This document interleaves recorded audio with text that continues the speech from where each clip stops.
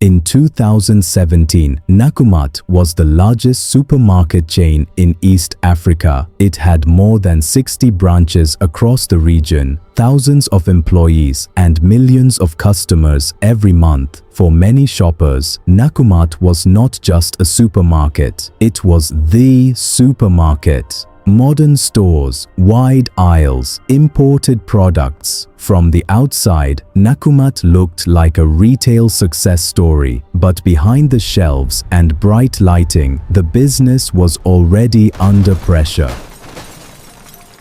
If you're interested in clear fact-based stories about African businesses, how they grow, and why some of them fail, consider subscribing to Africa Money Files. New videos are released regularly.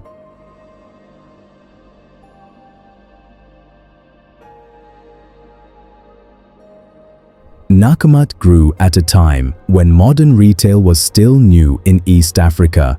As urban populations expanded and consumer spending increased, the demand for large, well-stocked supermarkets grew with it. Nakumatt positioned itself as a premium retail brand.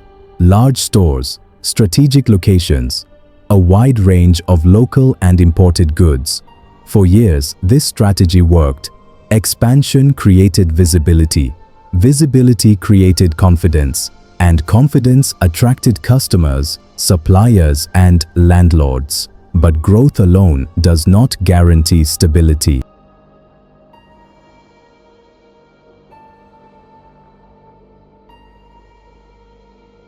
Supermarkets are not high-profit businesses. They operate on thin margins and depend heavily on volume and cash flow.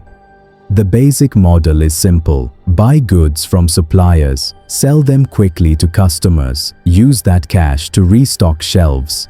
Money must keep moving. When cash slows down, problems begin. Success in retail is not about how big a store looks. It is about how disciplined the flow of money is behind the scenes.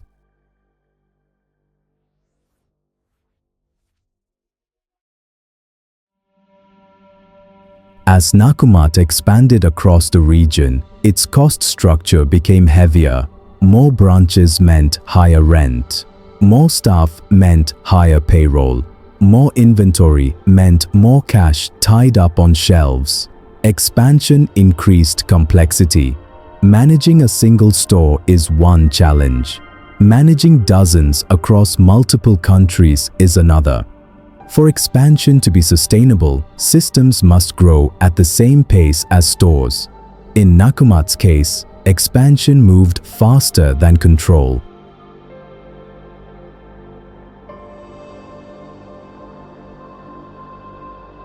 To support its rapid growth, Nakumatt relied heavily on supplier credit.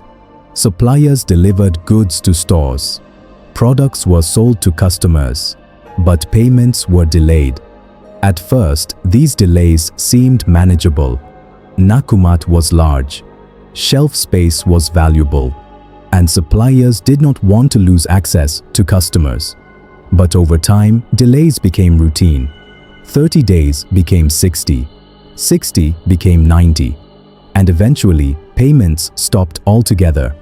What started as short-term flexibility turned into long-term debt.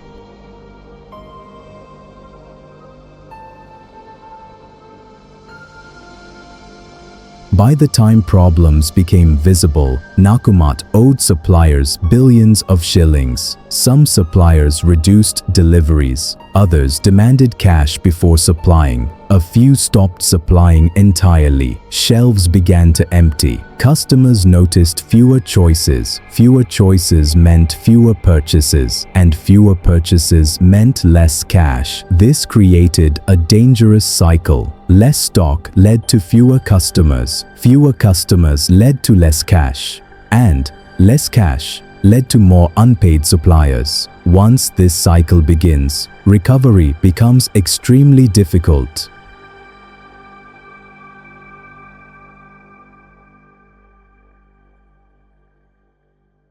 Financial pressure exposed deeper weaknesses. Despite operating across multiple countries, decision-making remained tightly centralized. Transparency was limited, financial controls were weak, and governance structures did not match the company's size. As debts mounted, confidence from lenders and investors declined. Rescue discussions began, but they came late. By the time external support was considered, options were already limited.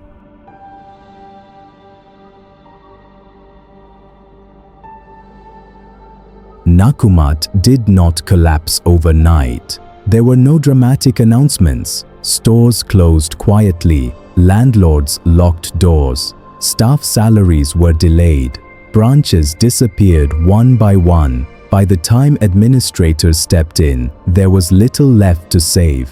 The business was already hollow.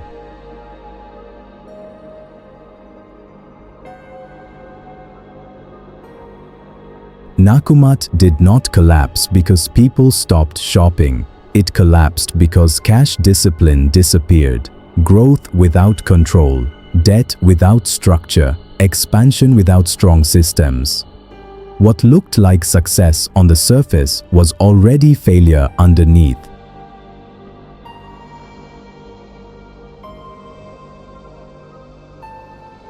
Nakumatt's story is not unique.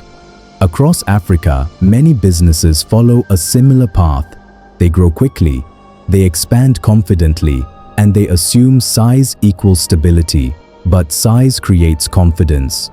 Only cash flow creates survival.